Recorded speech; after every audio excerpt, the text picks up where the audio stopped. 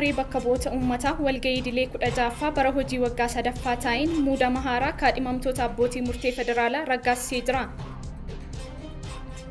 Dhaloonni nagaa fi jaalala akka baratuuf abbootiin amantaa cimanii hojjechuu akka qaban pirezidaantiin mana maree dhimmoota Islaamummaa Oromiyaatii fi mana amantaa Kaatolikiitti itti gaafatamaan kutaa barnootaa himaniiru. Ministeerri muummee Heeyit aangoo isaanii gadhiisan. Ashama harka fuunee kabajamtoota daawwattoota keenya kan jalqabarratti daawwattan oduu ijoo keenyaa ture amma gara bal'inaatti isiniin ceessa. Waliif TV irraa oduulee sa'aatii kanaaf qindeeffanne kan isinitti himtu an kennaa Darajjeeti. Haga xumuraatti nu waliin tura. Manni maree bakka bu'oota uummataa walga'ii idilee 16ffaa bara hojii waggaa sadaffaa ta'een muudama haaraa kaadhimamtoota abbootii murtee federaalaa raggaasisee jira. Girmaa Guddisaa dabalata qaba. Manni maree bakka bu'oota uummataa muudama haaraa kenne.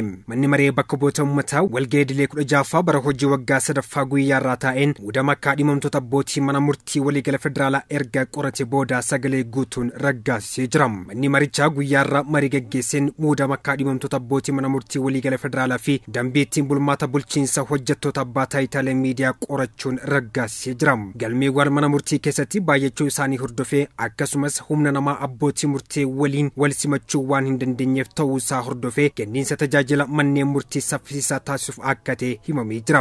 Akkasumas riiformiiwwan eegalaman galmaan ga'uuf muudamni abbootii murtee kun barbaachisaa ta'uu isaa ministeeratti waamamaa olaanaa mootummaa kan ta'an obbo Tasfaayee Baljigee himaniitii jiru. Kaadhimamtoonni abbootii murtee federaalaa kunneen yuunivarsiitii Finfinneetti mana barnoota seeratti qormaata barreeffamaa fi afaanii fudhachuun qabxii gaarii galmeessan abbootii murtee ta'uun filatamanii jiru. Qophii barnootaa fi muuxannoo barnootaa ajajummaa naamusaa fi amala gaarii bakka hojii isaanii duraanii keessatti saganteessa taasifameen abbootiin murtee 16 filamanii jiraachuu isaanii obbo Tasfaayee Baljigeen kan dubbatan. Dabalataanis kaadhimamtoonni abbootii murtee kunneen naannolee hunda giddu galeessaa kan taasifnee fi hirmaannaan dubartoota xiqqaa ta'u miseensonni mana maree bakka bu'oota uummataa kan dubbatan. Obbo Tasfaayee Baljigeen gama isaaniitiin akka jiranitti calalliin kaadhimamtoota karaa ifaa fi ifatti taasifame ta'uu himuun abbootiin murtee qabxii olaanaa fidan ammoo filatamanii jiru jechuun himaniitii jiru. Hirmaannaa dubartootaa guddisuu fi deeggarsi addaa dabalataan dorgomtoota dubartootaaf kennameen dubartoonni 3 qabxii fooyya'aa fidanii jiru jechuun himanii jiru. Manni marichaa abbootii murtee haaraa kanneen qorachuun gara muudamatti fiduun akaakuu isaanii raawwachiisee jira. Bifuma wal fakkaatuun manni maree bakka bu'oota uummataa walga'ii idilee 16ffaa bara hojii waggaa sadaffaa guyyaarraa ta'een dambii bulchiinsa hojjettoota abbaa taayitaalee miidiyaalee qorachuun raggaasisee jira. Abbaa taayitaa miidiyaaleetti bulchiinsa dambii hojjettoota ilaalchisee walitti qabaan koree dhaabbii dhimmoota dimookiraasii obbo Unatu Allane yaada murtee dhiyeessaniin manni marichaa erga dhaggeeffate booda sagalee guutuun raggaasisee jira. Akkaataa dambii kanaatiin abbaan taayitaalee miidiyaalee bilisaa fi dhaabbata walabaa ta'uu isaas walitti qabaan koree dhaabbii dhimmoota dimookiraasii obbo Unatu Allane kan dubbatan. Qophii dambii kanarratti ogeessonni seeraa ministeera dhimmoota hawaasummaa fi dubartoota koomishinii naamusaa fi farra malaammaltummaa federaalaa dhaabbilee miidiyaalee fi qaamoleen dhimmi isaan ilaallatu keessatti hirmaachisuun mariin hubannoo taasifamee jiraachuu himameeti jira.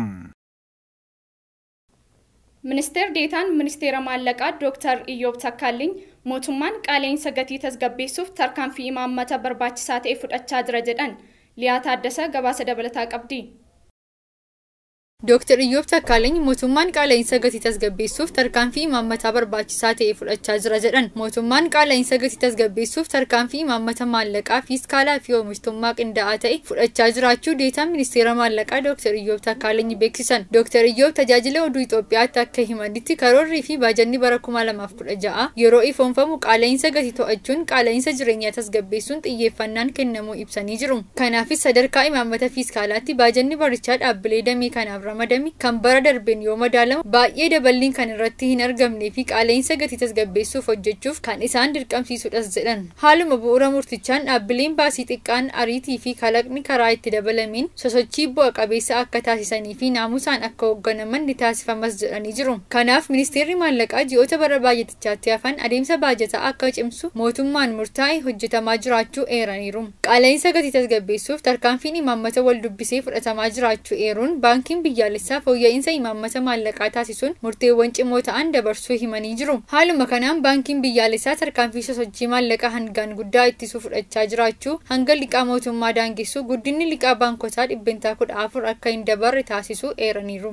Hanga liqaa kallattiin mootummaaf kennamu baay'ee hir'isuun liqaa bara darbee kenname harka 1/3 akka hin caallee fi karaa bu'uura ta'een akka daangeffamu ta'eeras jedhan. Kana jechuun guddinni baasiin mootummaa akka daangeffamu hanqina baajata oomisha biyya keessaa waliigalaarraa akka hir'atu taasifamuu himaniiru. Mootummaan hanga liqaa baankota biyya keessaarraa keessaayyuu baankii jiddu galeessaa irraa fudhatu akka hir'isu taasisuu hubachiisaniiru. Qaala'insa gatii shaqaxoota nyaataarra jiru bu'uuraan furuuf oomishaa fi oomishtummaa guddisuuf sirna daldalaa fooyyessuun murteessaa ta'uu dubbatanii jiru. Naannoleenis oomishtummaan akka guddatuu fi daddabarsa oomishaaf walta'insaan hojjechuu akka qaban ibsuun dhaabbileen to'annoo daldalaas daballii gatii hin malle bittaa fi gurgurtaa oomishaa irratti taasifamu to'achuun tasgabbii qaala'insaa fi gahee isaanii akka ba'atan gaafachuu eeraniiti jiru.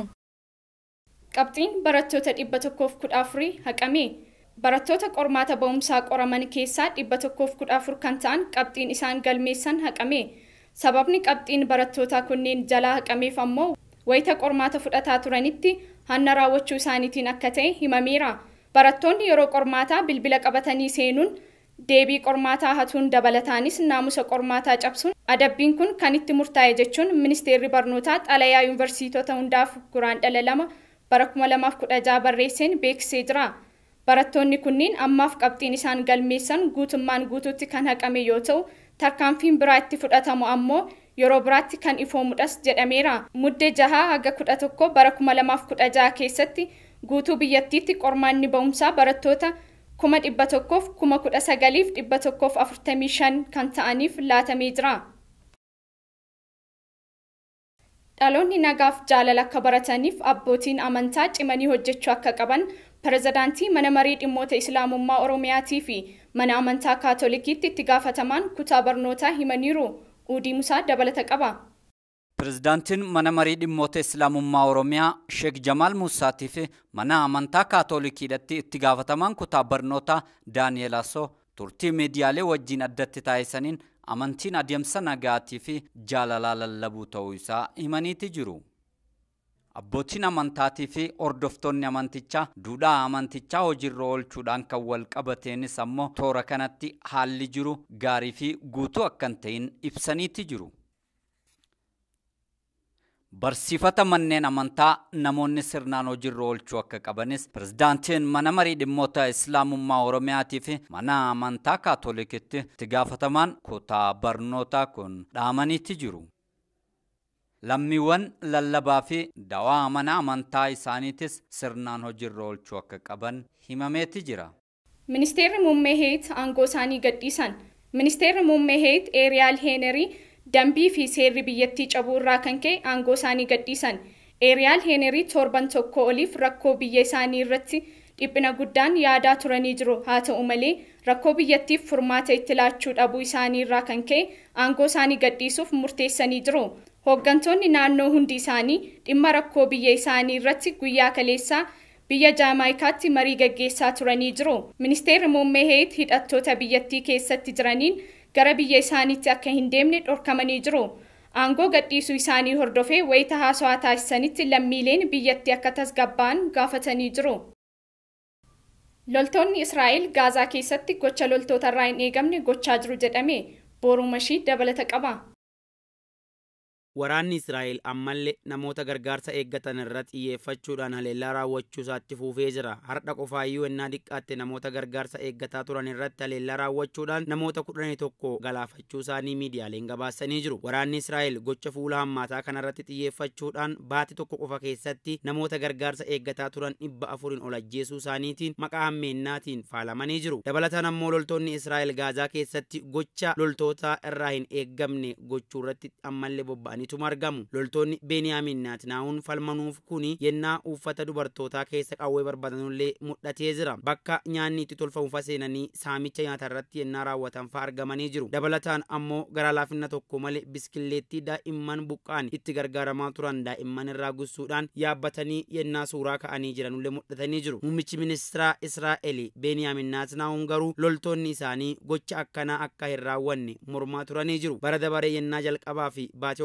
onkololeessaa keessa Gaazaa sakatta'uudhaaf loltoota lafoo gara Gaazaatti bobbaasuuf turaniit yennaa Gaazaa seenan lammiilee Falasxiin akkaan miidhuu akka malan shakkiin irraa ka'aa ture. Garuu ammoo Beniyaamin Netanyahuun loltoonni isaanii gocha akkasii akka raawwatuuf hin jirre waadaa galanii turani. Loltoonni isaanii loltoota safuu waraanaa beekanii fi kabajan addunyaarraayyuu naamusa gaariidhaan beekaman akka ta'an gaafasi Beniyaamin Netanyahuun dubbatanii turani. Haa ta'uutii garuu waltajjiiwwan miidiyaalee hawaasaa irratti viidiyoowwan amma ba'aa jiranii gochi sun faallaa kana ta'uusaa agarsiisaa jira. Keessaayyuu miidiyaalee hawaasaa kan akka TikTokii, Telegiraamii fi X irratti gochi loltoonni isaanii raawwataa jiran kun faallaa dhaadannoo isaanii kana akka ta'e agarsiisee jira. Fayyadamtoonni miidiyaa hawaasaa loltoonni Israa'el amala jallataa fi gocha hammeennaa kana raawwachuu isaanii akka waan gaariitti ilaalaa jiru jechuudhaan komatamanii jiru. Waraanni Gaazaa keessatti Israa'el gaggeessaa jirtu kun akkuma itti hufetti ammallee jira. Waraana haga ammaatti gaggeeffameen lubbuun lammiilee Falastiin tagara 31 ta'u darbee jira. Warra du'an kana keessa ammoo lammiileen biyya alaas jiru. Gaazexeessitoonni lakkasuma keessatti argamu. Dabalataan ammoo waraana kanaan namoota ajjeefaman irra jireessi isaanii daa'immaaniif dubartoota ta'uun isaanii akkaan oduu dhageettiif addunyaa gurra jibbisiisa ta'ee jira. Lammiileen Gaazaa gara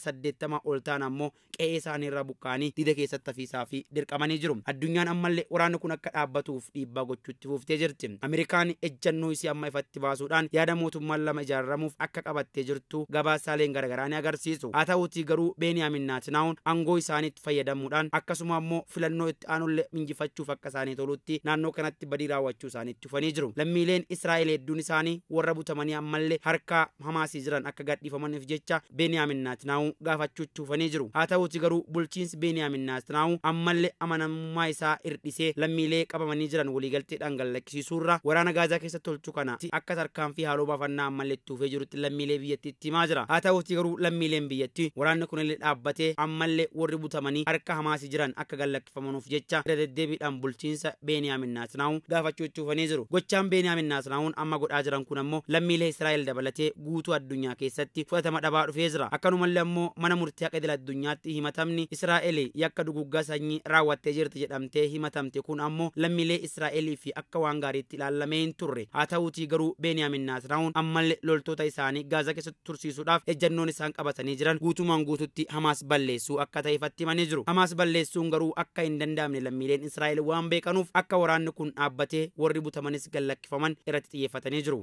Lammiileen Gaazaa ammallee baatii Ramadaanaa qulqulluu kanatti haleellaa isaan irratti raawwatamu akkuma keessummeessanitti jiru. Gabaasa kana qindeeffachuuf ammoo TRT World obeeffannee jirra. Kabajamtoota daawwattoota keenya Waliif TV irraa oduulee sa'aatii kanaaf qindeeffanne haga ammaatti kan daawwattan ture. Oduu isinitti himuun kan si waliin ture an Kennaa Darajjeeti. Qophiilee Waliif TV afaan biroo waliin turtii gaarii.